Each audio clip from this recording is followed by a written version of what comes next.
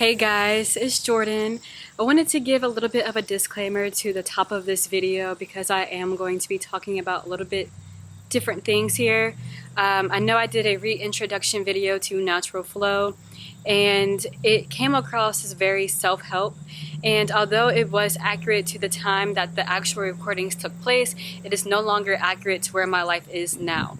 I will still be talking about domestic violence and prevention of domestic violence, but I want to talk about it in more of a lens of faith-based healing versus self-help.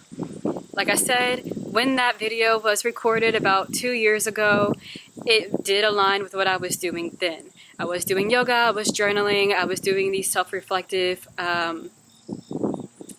healing processes, but I want to give the disclaimer that that did not help me heal from domestic violence, not fully, right? I did get about 3 steps forward from when I first left that relationship, but it was not a concrete, faithful journey, and it actually took 5 steps backward within the last 2 years, and from making that. However, this past year, I have been going to church and developing a relationship with Jesus, having a prayer life, and just doing faith-based readings, whether that's the Bible, whether that's devotionals, and that has given me much more peace than anything I have done in the past. And because of that, I want to take the opportunity to have this channel to, 1, praise God, but 2, develop my speaking and my teaching abilities, and to 3, also develop my studies. I am very new to considering myself to be a religious person. I've always been interested in different religions. I've always dabbled in studying different religions, but this is the first time, I think, in life since childhood that I've deemed myself a Christian and have been actively changing my lifestyle to follow that of Christ and to actively be reading the Bible daily, if not weekly. And I want to emphasize that word and emphasize the healing through that lens on this channel. I am also, I have a blog called healingthecurse.com where you can find the written out version of these videos there. So I have storytelling from church, different sermons. I have some scriptures written in there, but all of these are still under the lines of healing from domestic violence. With that being said, I hope that you can respect this journey. I hope that if you're also new to a faith-based living, that we can relate. But I just wanted to give, I don't really think it's a disclaimer, but I know that having Christianity or talking about God can sometimes deter people from actually hearing the message. But before I gave my life, I would say things like manifest or universe, whatever. And I hope that you can still see the similarities of what I'm saying, whether your belief system is Christianity or not. I hope that you can still find some value in this message. Now, that being said, let's start the video.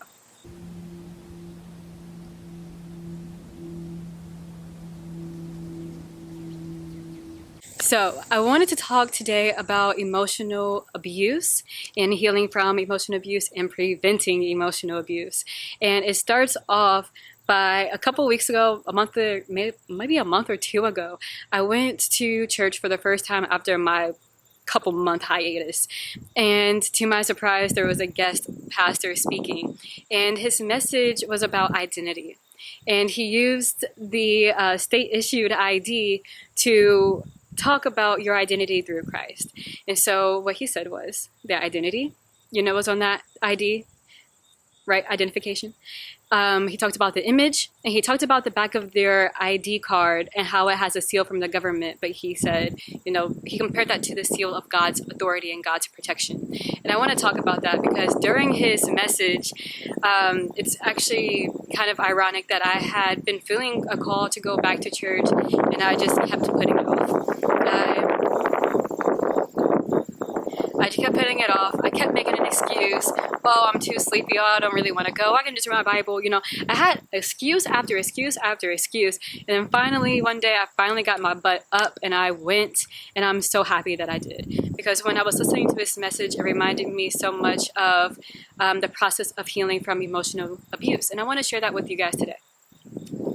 So one of the quotes that he had stated in that sermon that I find so powerful is, God and the enemy know your most powerful weapon is your identity. And I do have some notes here that I'm going to share with you guys. But the quote again, God and the enemy know that your most powerful weapon is your identity. I don't know what happened to my to the sound, but we're just going to keep it on going, because what did I say? The enemy will attack you any which way it can. But we're going to keep it going. So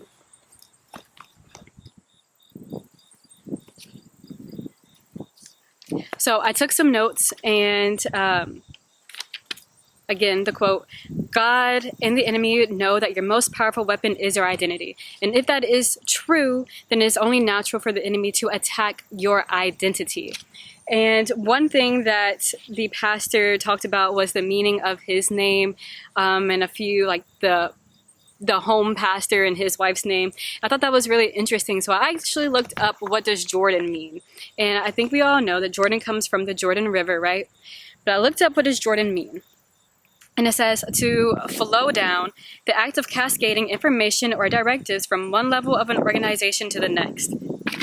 Jordan River often refers to the freedom that comes after a long season of adversity and waiting. A turning point on the way to freedom, representing freedom from oppression, breakthrough, and deliverance. And I thought that was really interesting, because here I am building these platforms through my experience, my own adversities, dealing with domestic violence, dealing with toxic relationships, or just not being true to myself. And I'm trying my best to articulate that into a form of where you can heal, or where you can prevent yourself from experiencing the same things I have. And so I just found that to be quite interesting. But we're going to carry on. So God and the enemy know your most powerful weapon is your identity. Well, I would argue that emotional abuse is a direct attack on your identity, right? So when we think about abusive relationships, they start just the same as regular relationships, right? You have two people who are attracted to each other, and they start to get to know one another. They start to date. They build a relationship. They build trust within one another. And then slowly, the abuser or the unhealthy person within this relationship, their mask starts to wear off. They can't upkeep the same act forever. And the evilness in them starts to creep out, right?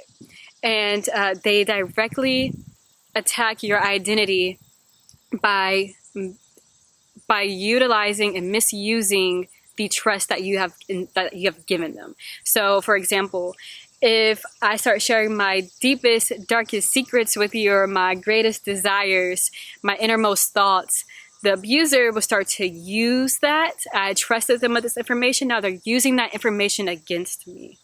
And you can see emotional abuse through tactics like gaslighting, through manipulation, lying, or even just instilling fear through your words into somebody. It's not a physical violence, but it is still instilling some fear into somebody through your words, through instilling fear and doubt in their mind through gaslighting. And that is what emotional abuse is. Now, from my personal experience and from other stories that I've heard, or from even studies that I've read, a lot of domestically violent situations begin with emotional abuse. So before you get to sexual violence, before you get to physical violence, before you get to financial abuse or any of that such, it usually starts with the breakdown of the mentality, emotional abuse, right? You have to break the person down in order to gain control over them. And that is what emotional abuse is. And that is the attack on the identity. And I say it's an attack on the identity because you are now installing doubt into them. There's fear now. So I might think I see something, but if you're hell-bent on saying that I didn't see what I say, I might start to question myself. Did I really experience that?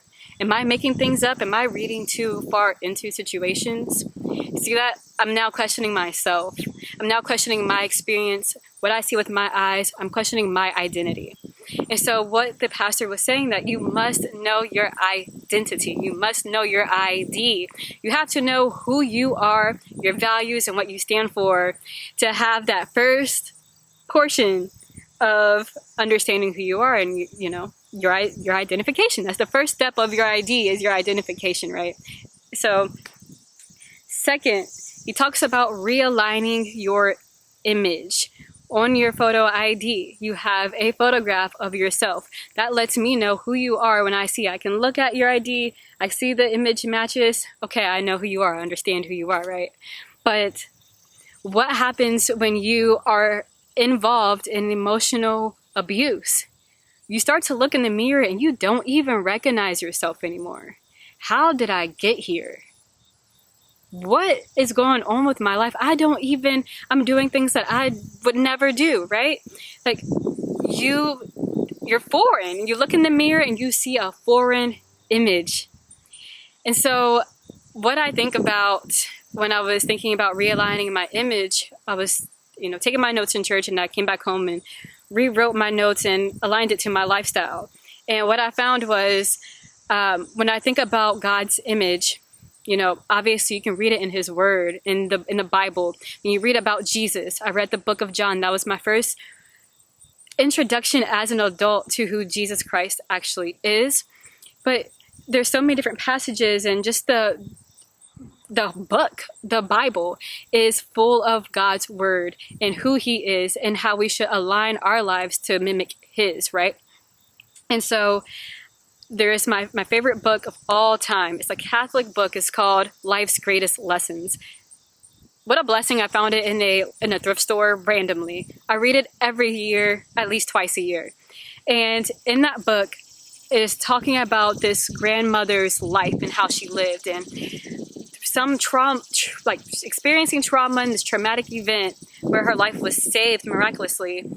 She created a bracelet, and on the bracelet it said LEGS, legs. It was an acronym, and it stood for love all you can, earn all you can, give all you can, and save all you can. And when I tell you I read this book every year for a reason, I find a new gem in it every single time I read it. But I think that is the most perfect description of who Jesus is, and it's the most perfect acronym to live by, because with every situation you can look back and think, am I loving all that I can? Am I earning all that I can with this action? Am I doing what I'm supposed to be doing? Am I giving all that I can? And am I saving all that I can? Or am I just wasting what I have in my resources? How am I living my life? And it gives this perfect example of how to live, and how to live like Christ.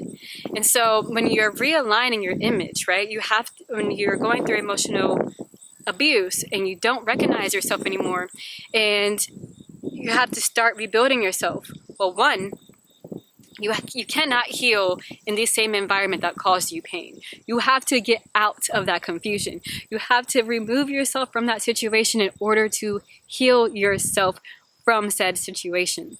And so that's the first step. But then you need to think, who am I? Who have I become? Who do I want to be? Is there a model in your life that you want to be like? In this case, in the book of Life's Greatest Lessons, is Jesus, right? But if you're not Christian, if you don't believe in Jesus, what is the image that you want to live your life like? How is that person living their life, and how can you align yourself to those values? And so that is the image, realigning your image. So one thing that the pastor said, a really great quote, was, "You are not responsible for your pain, but you are responsible for your healing." And I think that is perfectly said for figuring out those values and living true to those values to develop that healing. The last thing that the pastor talked about was the seal on the back of the ID card. That seal lets you know that it is a government official. The government, approves this message. It is not a counterfeit, right? It is legit. and that is God's authority or God's protection. When you start to develop that identity back and you realign your image to the image of Christ, and you surrender yourself, you have God's authority and God's protection. Because there is confusion when you are trusting the counterfeit. And in this example of emotional abuse, the counterfeit would be the person that you are being abused by. It's the abuser. You have trust into this relationship and who this person was, but it was counterfeit. The mask came off and you see who they really are. And so that has caused you this whirl of confusion. And now it's time to realign your image. It's time to find that ID, your identity. And when you surrender, you have God's stamp of approval. And with that stamp of approval, that is his protection from the enemy. And that is his protection of yourself. And so going back to what I said in my disclaimer at the top of this video, right? When you have to be protected from yourself. We are made to make mistakes. We're full of mistakes. And so when I talked about, the self-help aspect of what I was doing, I said that I had made improvement. I got 3 steps forward to where I was when I first left that abusive relationship. But then I took 5 steps back. I did not find real peace. I started listening to friends who gave me poor advice. Maybe that advice worked for them, but it did not work for me. And I did not have the discernment to realize this is not the direction I should go. And so I also was not surrendering my life. I didn't have this image to live by, right? And so I was an enemy to myself.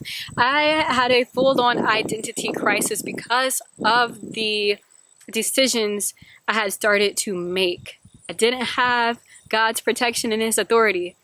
And I was living life the way that I thought was right. And it caused another state of confusion that I had to heal from. And I have not ever found as much peace and as much joy and contentment that I have now than when I started to actively study the Word. And that is why I'm bringing this message and this channel and this blog into that focus, because I truly believe that is the way. That's the light. That's what brings you light. He is the light of the world. That's why we call him that for a reason. It brings you light. And I just think it's a shame if I don't share the joy that I have in my healing journey. And I'm not perfect by any means, but I have found a love that is perfect, and it brings me a joy that is perfect and a peace that is perfect. Not to say that I'm not going to ever experience hard times, or that I don't, because I am. We live in a world. We live in an unjust world, and we're only people. But it allows me this sense of love over me that I wasn't able to give myself. So take with that as you will. But in conclusion, I just wanted to kind of go back over it, that abuse is a cyclical behavior. You have to get out of the environment in order to heal yourself. And the environment can be in the same space as your abuser, but it can also be in the same mindset as when you were being abused. Because if you're in the same mindset, you're still in a state of confusion, and you're still searching for something that's not there or that you cannot achieve, right? So it is a cyclical behavior because you have learned a pattern, and you have learned a way of living, and you have been groomed into this living, and the living is a state of confusion. So you must break the pattern of how you are dealing with things and how you are believing things, and just get yourself out of the environment that caused you pain to begin with. You have to do that. That's first and foremost. Secondly, when you begin to discover your identity, and when you begin to realign your image, you begin to, you have different guidelines for your life and different barriers for your life, right? So if you're reading the Word, or if you're you have a different image of who you want to be, you begin to instill boundaries that are going to protect your peace.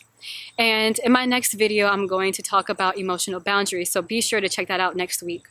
But you begin to have these emotional boundaries, and these are barriers put in place that are going to protect you from entering into another domestic violence relationship. And if you have been lucky enough to never experience that, there is going to be a barrier in place that will prevent you from ever experiencing such heartache and confusion. So faith definitely will help build those boundaries for you and those barriers. When you're realigning your image to Christ's image, it will come naturally through the word when you start to study it.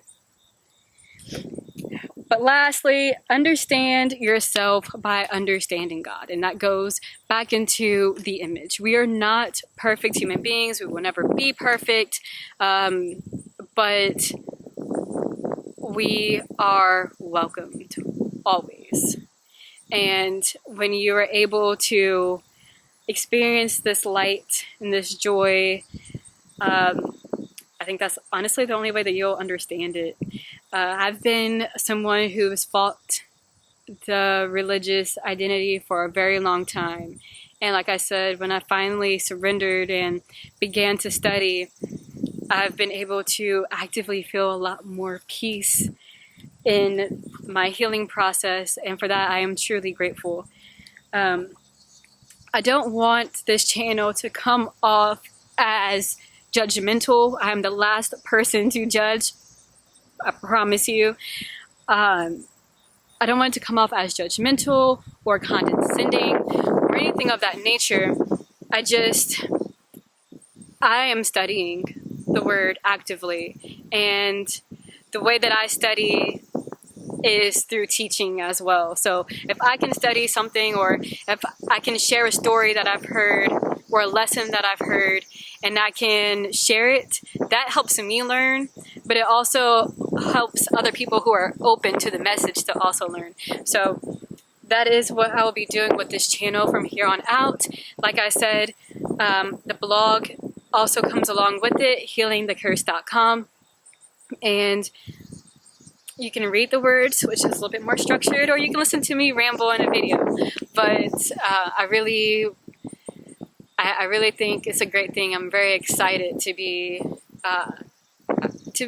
here learning and sharing with you guys. So if you enjoyed this content, please like, subscribe to the channel. If you know anybody who is experiencing domestic violence or emotional abuse, please share this video with them. I definitely have big plans for the blog and actually helping out in the community. And so I'm really, really excited for that. And so if you think this message could help anybody, please do share. I know what it's like to feel alone and isolated and like you're the only person going through this, but trust me, you are not alone. And so share this video. Please comment what your name means. Please comment what your name means. I really want to know. I think those things are so interesting. I shared what Jordan means. If you know what your name means, type it down in the comments. I would love to read it. So I think that is all for today, and I'll see you guys in the next video. Bye.